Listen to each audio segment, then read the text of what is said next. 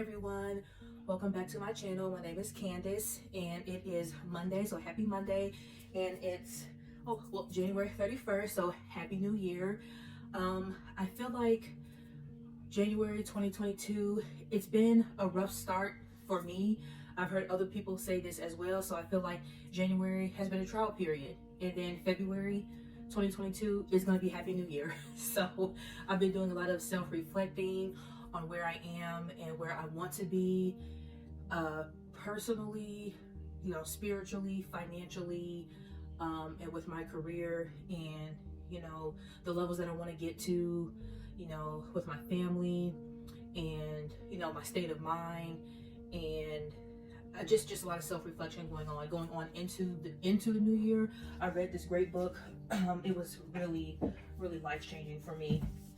This book called Ask and It Is Given.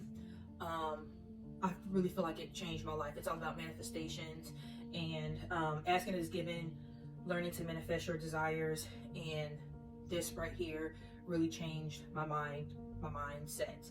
And then from there on, I finished this book December 31st, or December 30th rather. Then we had a book club on that day, and then right now I'm going to finish the 5-Second Rule book. That book's been okay, but there were 2 chapters in there that really hit the spot yesterday. It was about productivity and procrastination, and I just really learned or realized some things about myself, and just even reading those things today helped me have a better start to my morning. So I just really have a lot of things to work on with myself. So I was like, let me go ahead and put a video out there because I have received a few questions and I wanted to follow up on that. So I feel like maybe because this is something that I would like to pursue, I just haven't gotten established with it yet. But maybe this will be a Monday motivation thing where we talk about career stuff on Mondays. Of course, I would love to do it weekly because I can talk about careers all day, and health information management, revenue cycle reimbursement, and things like that. But I did want to follow up on a few questions that I received from my last video, so we'll go ahead and get into that. So thank you for those that watched, and thank you to those who has subscribed, and those that have asked questions. I really appreciate it. So one of the questions I received is, what jobs can you get with your associates in HIM? There are so many jobs that you can get. In my last video, I mentioned that I researched, when I was in high school, I had to do an assignment on, the website was bls.gov.ooh, and that's the Occupational Outlook handbook. And so I'm reading exactly what it is. It's the Occupational Outlook handbook, and it's a publication of the U.S. Department of Labor's Bureau of Labor Statistics, and it includes information about nature of work, the working conditions, training and education, earnings, and job outlook for hundreds of different occupations in the United States. So you can go on there, and then that website is how I knew that yes, I have to get my master's degree because that's how I'm going to make the most money outside of getting your doctorate. But also, as it relates to your RHIT, researching on AHIMA is where you're going to find the most information about what jobs that you can get, and specifically in your state and in your local chapters. So for example, in Dayton, Ohio, you have your Miami Valley Health Information Management Association, or MVHIMA, and then you have OHIMA, Ohio Health Information Management Association, and then AHIMA, American Health Information Management Association. So looking at the job boards or job posting sites on those websites will help you get an idea of what is required for certain jobs. So answering the question of what kind of jobs you can get with an associate's degree can be tricky, and this is why. There are still a lot of companies that will say bachelor's degree required, and if you don't have that bachelor's degree, your resume is automatically kicked out. But there are some jobs it will say bachelor's degree required or 7 years experience. So if you have that associate's degree and you've been at that job for 7-8 years, you meet that requirement, or you have the equivalent of having your bachelor's degree. But there are so many different jobs that you can get with your RHIT. You can work in a hospital setting. That's typically the mindset of that students have when they graduate. They want to go work in a hospital and become a coder, which is completely fine. But there's one of the reasons why I wanted to start talking about this on YouTube was to say, look, there's so much more that you can do outside of coding. And I'm biased that because I never wanted to be a coder. Hospitals rely on coding for reimbursement, obviously. Hospitals and physician offices. I just knew that that was something that I did not want to do. So I was like, let me talk about all the other jobs that are available out there and jobs that I personally have had and that I know about, even though I haven't worked in those fields, just so I can open your eyes to other options outside of coding. But working at a hospital, on the hospital side of the health system, working on the physician side of the health system, working in IT, working for a nursing home, working for a lab, working for a mental health facility, working in public health. Oh my gosh, I wish I could have gotten into public health. I mean, I still can. There's still time. That's one part of the health arena that I have not been into. I also want to work for a health insurance one day. I've never gotten to work for the payer side. I think that would be something really neat. You know, I'm always fighting the payers, saying you denied our claim, and we're appealing it, and you're going to give us our money. So it would be nice to work for not only just a commercial payer, but for the Medicare and Medicaid. I don't know about Medicaid, but Medicare, you know, that's because I'm really strong in knowing Medicare rules and regulations. So being able to work for Medicare, oh my gosh, what a dream that would be. And then working for Epic would be epic. That would be amazing. So there's so many different things that you can do with your RHIT. There was another question that was asked, and I'm looking down because I'm checking my iPad. I'm on my previous video that I did, or about HIM, and it says, let's see. For me, is it because RHIA would not pay more than an RHIT? No, RHIA absolutely pays more than an RHIT because one, it's your bachelor's degree. Your RHIT is your associate's, and then your RHIA is your bachelor's.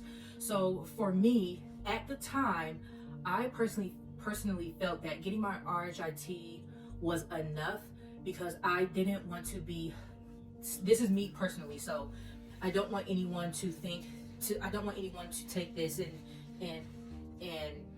think negatively, because I don't want it to sound negative. But for me personally, when I got my RHIT, I'm like, okay, I'm done, and I didn't want to go back and get my RHIA because I saw the path that other people in the HIM department were taking, and they were taking the path of becoming a coder and becoming a coding analyst with their RHIA. I did not want to feel or get stuck in the HIM world or department by getting my RHIA because I felt that I was not going to be able to move around the revenue cycle as a whole. I certainly feel that now you can do that. Not saying you can't do that, you couldn't do that then. I say now because now I know more. I know that all it takes is for you to have opportunities and take opportunities to work in different areas within revenue cycle or within the health system in general, because just because you have your RHIA certification does not mean you have to stay within health information management. My previous director, she had her RHIA, and then she has her RHIA, she has her master's degree in health information technology. So she stayed within health information, but now she is the VP of reimbursement, completely different. That's basically, that's kind of the path that I had wanted to take. For me, I wanted the same path, but I figured to get there, I needed to learn more financial and accounting principles. So I went the route of healthcare administration, so it could be more broad, because I knew that I wanted to venture out of the health information management department and go more into operations. So that is why I did my I got my bachelor's and master's degree in healthcare administration. But you absolutely can do the same thing with your RHIA. You know, I heard advice from a CEO that you should not get your bachelor's and master's in the same degree. And ever since I heard that, I had always been down on myself. But I also got feedback from several other people that said I should not feel bad about that, because I, have so much experience doing different things within my organization that my experience and my work speaks for itself. But this CEO at the time, she had her bachelor's in nursing and then she had her master's in business. So two completely different things. And I'm nowhere near clinical, never wanted to be clinical. I attempted and that failed. So I always felt that, man, I should have gotten my bachelor's in healthcare administration and my MBA. But I'm still happy with the decision that I made. But that's also something you may want to consider, is maybe not getting your bachelor's and master's in two different things. I definitely think that getting your RHIT and then getting your RHIA is still worth it, because you're going to knock out that RHIT. You need your RHIT to get your RHIA.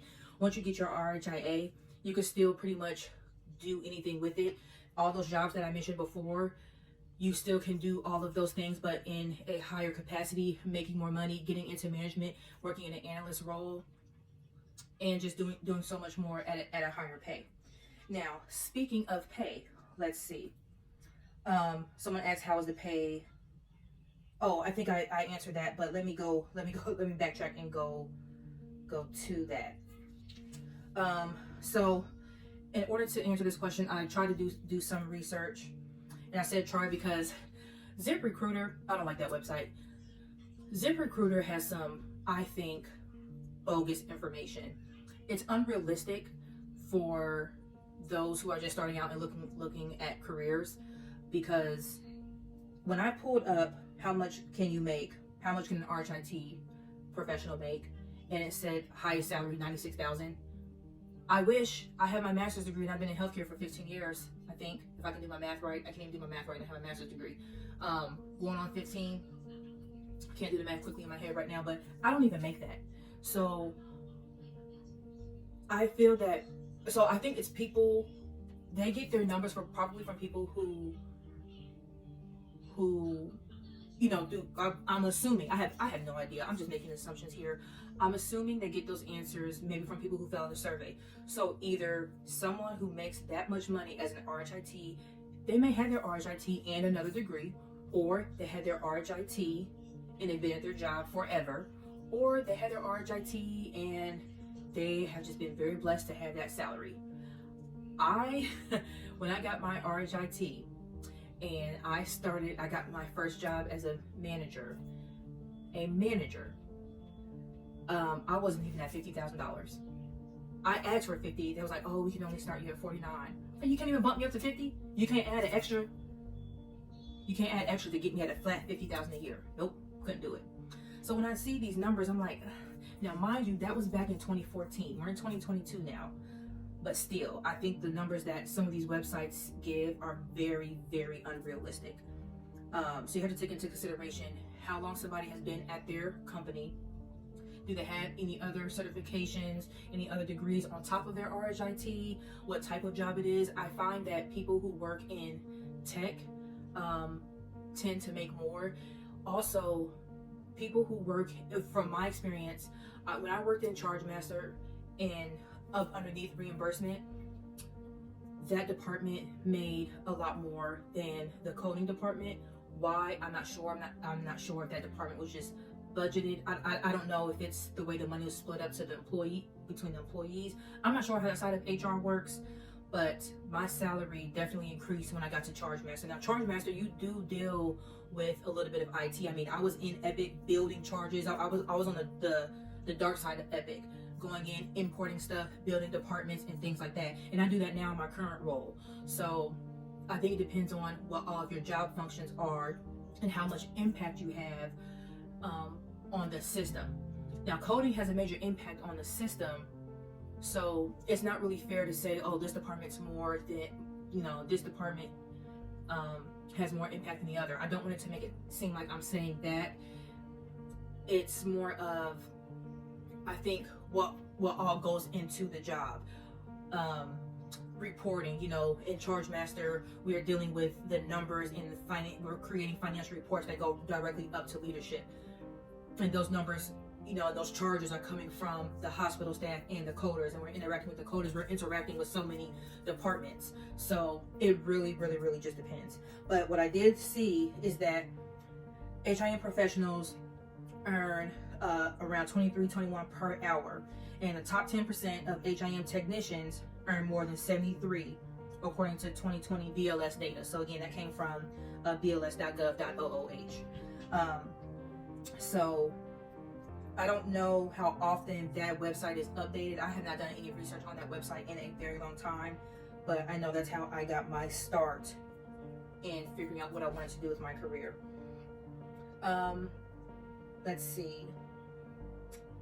As far as finding mentors, what I would suggest that you do is, again, go to, if you are a part of a HEMA, well, when you do return to school to enroll in your HIM program, as part of your program, I would hope that part of your requirement to be in that program, in one of your classes, you will have to join your local HIM association. So a HEMA, as a student, you'll probably join a HEMA, and then go to those networking events. In addition to that, join LinkedIn and see if there's a way that you can network and connect with other students as well, and really start to build your online community of peers and colleagues, and start to get to know people and start figuring out exactly what you want to do within HIM. Figure out what you want to do with your RHIT. What do you want to do? Another job that I want to see, I'm all over the place, that I forgot to mention, was a cancer registrar. That's the job that I think is actually really hard. Coding to me is hard, okay? Coding is hard. In my role, I have to work with the surgical coders, and I think coding is hard. So, figure out, do you want to go into coding? Do you want to go into IT? Do you want to work, when I say IT, do you want to work with Epic? Do you want to do auditing? Typically with auditing, if you want to audit charts for coding, typically you have to start off in coding and then you work your way up. That's how I've always seen it. Do you want to go into CDI? Figure out where your strengths are, and then start connecting with people in those areas and reaching out to them. Don't be afraid to reach out. And I can also make a whole separate video on how to find a mentor. I also plan on making a separate video on resume tips, because I also review resumes, and what I have seen lately has just made me almost want to fall out my chair. I've seen some things that have just been absolutely horrible. So I definitely am all for helping others get on the right track. So I could be a mentor here on YouTube as well. Any questions that you guys have, let me know, and I can just sit here and keep on rambling on, and I don't want to do that. So I'm almost at 25 minutes here. So again, happy Monday. Thank you for watching. Please let me know if you have any questions, and yeah, I'm going to go ahead and end it here because I'll just keep on rambling. Thanks for watching.